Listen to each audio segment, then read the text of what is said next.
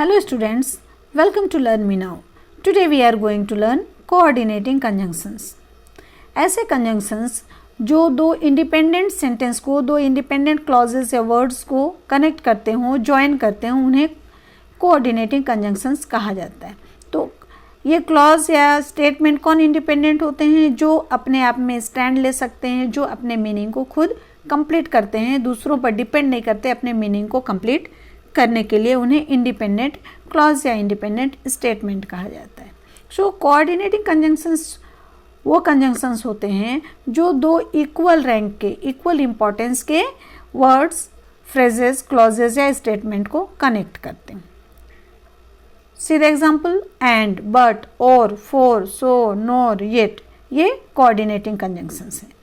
Let's see the sentence. I like milk and ghee. And conjunction है जो milk and घी दोनों noun को, जो इक्वल रैंक के, इक्वल इंपॉर्टेंस के हैं, इनको कनेक्ट कर रहा है.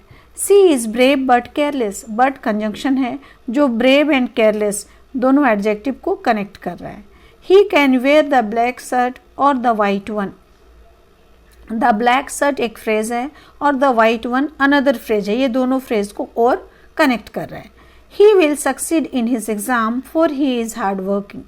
He will succeed in his exam एक क्लॉज है and he is hard working another clause है. दोनों क्लॉज को कनेक्ट कर रहा है for conjunction. I have to win the race so I practice hard. I have to win the race ये एक क्लॉज है एंड अनदर क्लॉज है आई प्रैक्टिस हार्ड. तो ये दोनों क्लॉजेस को ऐड कर रहा है, कनेक्ट कर रहा है. So my cat doesn't like fish. मेरी कैट फिश लाइक नहीं करती. No does she like milk. वह मिल्क भी लाइक नहीं करती है. तो ये दोनों क्लॉजेस जो इक्वल रैंक के, कि वो ये भी पसंद नहीं करती, वो भी पसंद नहीं करती, दोनों को कनेक्ट कर रहा है नोर. सी is ill.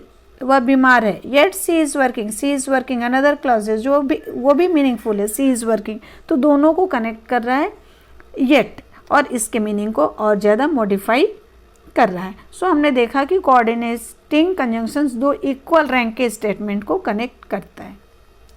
Now let's see the kinds of coordinating conjunctions. Coordinating conjunctions के 4 काइंड्स होते हैं, 4 तरह के ये होते हैं. पहला cumulative conjunction, second adversative conjunctions, third alternative conjunctions and the fourth one is illative conjunctions. Let's see cumulative conjunctions. Cumulate करना मतलब एक दूसरे को मिलाना, मिक्स करना, जोड़ना, एकत्रित करना. तो ऐसे कंजंक्शंस जो कि वर्ड्स या स्टेटमेंट्स जो इक्वल रैंक के हों, जो समानता दिखाते हों, उनको जोड़ता हो, उन्हें एक साथ मिलाता हो, उन्हें क्यूमुलेटिव कंजंक्शंस कहते हैं. For example and, as well as, both and, not only but also etcetera. तो ये क्यूमुलेटिव कंजंक्शंस हैं जो वर्ड्स या स्टेटमेंट जो इक्वल रैंक के होते हैं उन्हें जोड़ते हैं. Let's see the sentence. I like bread and butter.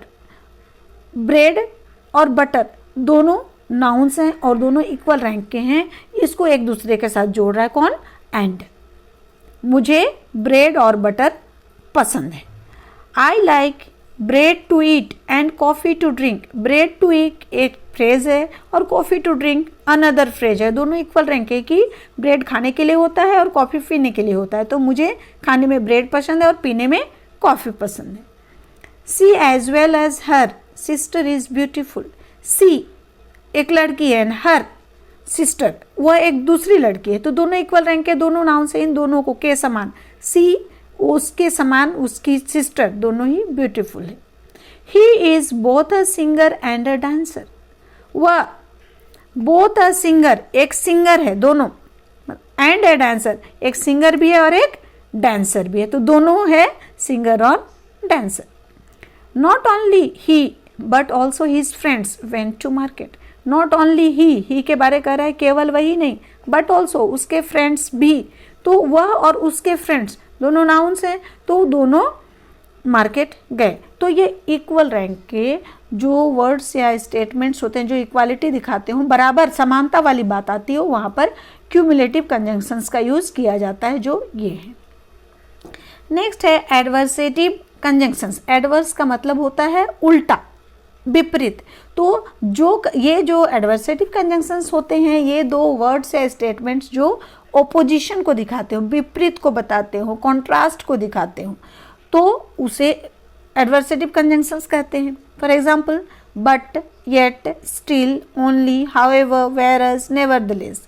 तो ये जो कंजंक्शंस हैं, ये दो, जैसे हमने देखा था कि दो इंडिपेंडेंट सेंटेंस या स्टेटमेंट या क्लॉजेस को कोऑर्डिनेटिंग कंजंक्शंस कोऑर्डिनेट करते हैं, कनेक्ट करते हैं। तो यहाँ दो इंडिपेंडेंट सेंटेंस हैं, दो इंडिपेंडेंट क्लॉजेस हैं, लेकिन दोनों क्या हैं, विपरीत मीनिंग को दिखाते हैं, ऑपोजिट मीनिंग को शो करते हैं। जैसे he is slow but he is curious, वह स्लो है लेकिन क्यूरियस है। तो स्लो होने वाला आदमी क्या होता है, लेजी होता है, धीरे होता है, तो वो कोई काम नहीं सोचता, इत्मीनान रहता है। लेकिन यहाँ वो इत्मीनान नहीं, बल्कि वो क्यूरियस है, बहुत ही आगे के बारे में क्या होगा, जिज्ञासु प्रवृत्ति का है। तो स्लो और क्यूरियस क्या है, दोनों विपरीत मीनिंग वाला है कि जो स्लो है, धीरे धीरे करता है, वो क्यूरियस कैसे होगा, वो फास्ट करेगा तभी क्यूरियस होगा।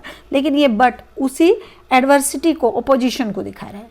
आई was tired yet I went to office, मैं टायर्ड था, थका हुआ था, फिर भी मैं ऑफिस गया। जनरली लोग थकने पर क्या करते हैं, रेस्ट लेते हैं, लेकिन वो थकने के बावजूद वह ऑफिस गया। He was angry still he kept quite, वह क्रोधित था, एंग्री था, फिर भी क्या किया, वह चुप रहा।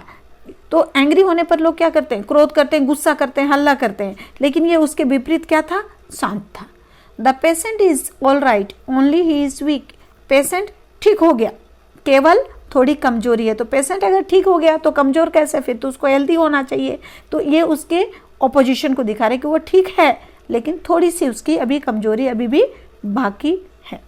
The whole family was present however he kept away, पूरी फैमिली वहाँ प्रेजेंट थी, लेकिन जो भी हो वह बाहर था। तो पूरी फैमिली में वह भी आता है, तो वह जब बाहर था तो पूरी फैमिली क्या हुआ, थोड़ा सा ऑपोजिशन है, एडवर्स है कि पूरी फैमिली वहाँ थी तो वो नहीं था, इसका मतलब थोड़ा सा उसमें ऑपोजिशन है, विरोध है।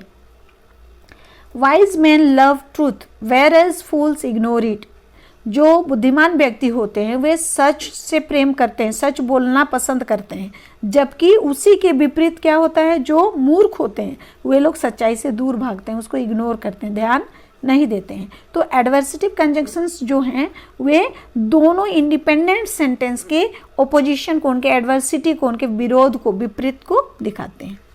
Next is alternative conjunctions. Alternative मतलब चॉइस, ऑल्टरनेट, आपके पास दो ऑप्शंस हैं, दो चॉइसेस हैं। तो ये कंजंक्शंस क्या हैं, ऐसे वर्ड्स या स्टेटमेंट्स को जोड़ते हैं जो कि चॉइस दिखाते हो, ऑप्शंस दिखाते हो, दो ऑल्टरनेटिव, दो अलग अलग चीज़ें, उन दोनों के बीच में क्या चॉइस है, चुनने का जो हमें अधिकार रहता है, चुनने का जो समय मिलता है, तो उसको ऑल्टरनेटिव कंजंक्शंस जोड़ते हैं। For example, or, nor, else, otherwise, etc. Let's see the sentence. She must eat or she will die. तो ये दो सेंटेंस है, she must eat, उसको खाना होगा, और दूसरा सेंटेंस है she will die, तो वह मर जाएगी। तो दोनों में क्या है, चॉइस है कि उसको खाना होगा, और नहीं तो वो अगर आमरन आंसन में खाएगा नहीं तो क्या होगी, वो मर जाएगी। तो ये और दोनों के चॉइस को दिखा रहा है कि दो चॉइस उसके पास है, या तो वो खाना खा ले या तो फिर वो भूख से मर जाए। I do not like to eat meat nor do I like to eat vegetables, मुझे मीट खाना पसंद नहीं है। और दूसरा क्लॉज क्या है, मुझे वेजिटेबल खाना भी पसंद नहीं है। तो दो चॉइस है, नहीं मुझे मीट खाना पसंद है, नहीं मेरे को वेजिटेबल खाना पसंद है। तो क्या खाएंगे, कुछ नहीं। Run fast else you will not win the race, तेज दौड़ो नहीं तो क्या होगा, आप रेस नहीं जीत पाएंगे। तो रन फास्ट, यहाँ इसके पहले यू को ही दिखाया गया है क्योंकि ये रन फास्ट क्या है,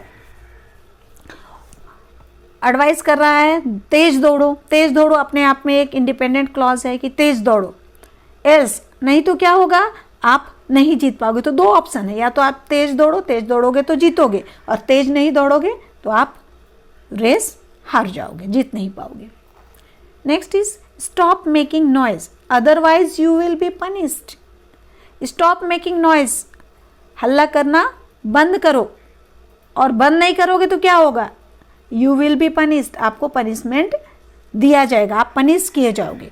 तो हल्ला करना एक अलग क्लॉज है और पनिश करना अलग क्लॉज है। दोनों में क्या दिखा रहा है? ऑप्शन है कि आप हल्ला करोगे तो पनिशमेंट खाओगे और हल्ला करना बंद करोगे तो पनिशमेंट नहीं खाओगे। तो आपके पास ऑप्शन है। तो जो ऑप्शन दिखाता है, चॉइस दिखाता है, वो ऐसे चॉइसेस को जोड़ने वाले, ऑप्शंस को जोड़ने वाले कंजंक्शन को अल्टरनेटिव कंजंक्शंस कहते हैं। Next is illative conjunctions. ऐसे कंजंक्शंस वर्ड्स या स्टेटमेंट्स जो कंक्लूजन दिखाते हो, निष्कर्ष को बताते हो, कॉन्सिक्वेंस को बताते हो, उनको जोड़ते हैं। फॉर एग्जाम्पल देयरफॉर, फॉर, सो, ये इलेटिव कंजंक्शंस हैं जो कंक्लूजन या कॉन्सिक्वेंस, रिजल्ट को, निष्कर्ष को बताते हैं। सीधा sentence, he was lazy therefore he lost the race. वह लेजी था, सुस्त था, इसलिए क्या हुआ? सुस्त होने के कारण उसने रेस को हार दिया। वह तेज दौड़ा नहीं तो रेस हार गया। She will pass her exam for she is sincere in study. For purpose को बताता है, रिजल्ट को बताता है। तो वह एग्जाम में पास होगी। क्यों पास होगी भाई? क्योंकि वह अपने स्टडी में, अपनी पढ़ाई में सिंसियर है, बहुत ध्यान से पढ़ती है, इसलिए वो पास होगी। उसका रिजल्ट क्या होगा? कि वह पास होगी। He will win for he is hard working. वह जीतेगा। क्यों जीतेगा? क्योंकि वह हार्ड वर्किंग है, बहुत ज़्यादा कठिन मेहनत करता है। तो इसका परिणाम क्या होगा? कि उसकी जीत होगी। I am ill so I should take rest. मैं बीमार हूँ इसलिए मुझे रेस्ट लेना चाहिए। मैं बीमार हूँ तो बीमारी में क्या करना चाहिए? बीमारी में आराम करना चाहिए। काम नहीं कर सकता तो आराम करेगा। He was sick so he did not go to office. वह बीमार था इसलिए क्या हुआ? उसका इफेक्ट क्या पड़ा? कि वह ऑफिस नहीं गया। तो जहाँ पर भी कंक्लूजन या इफेक्ट, परिणाम वाली बात आएगी तो वैसे कंजंक्शन, परिणाम वाले दो अलग अलग क्लॉजेस या स्टेटमेंट होंगे, सेंटेंसेस होंगे, उनको ऐड करने के लिए इलेटिव कंजंक्शंस का यूज किया जाना है। सो स्टूडेंट्स, आई होप कि कोऑर्डिनेटिंग कंजंक्शंस और उसके काइंड्स के बारे में आप अच्छी तरह समझ गए होंगे। सो आपको मेरा ये वीडियो कैसा लगा इस पर कमेंट करें। अगर आपको पसंद आया तो इसे लाइक करें, अपने फ्रेंड से शेयर करें और मेरे चैनल को सब्सक्राइब जरूर से ज़रूर करें, जिससे कि इसके बाद के आने वाले वीडियो का नोटिफिकेशन आपको टाइम पर हो सके। थैंक्स।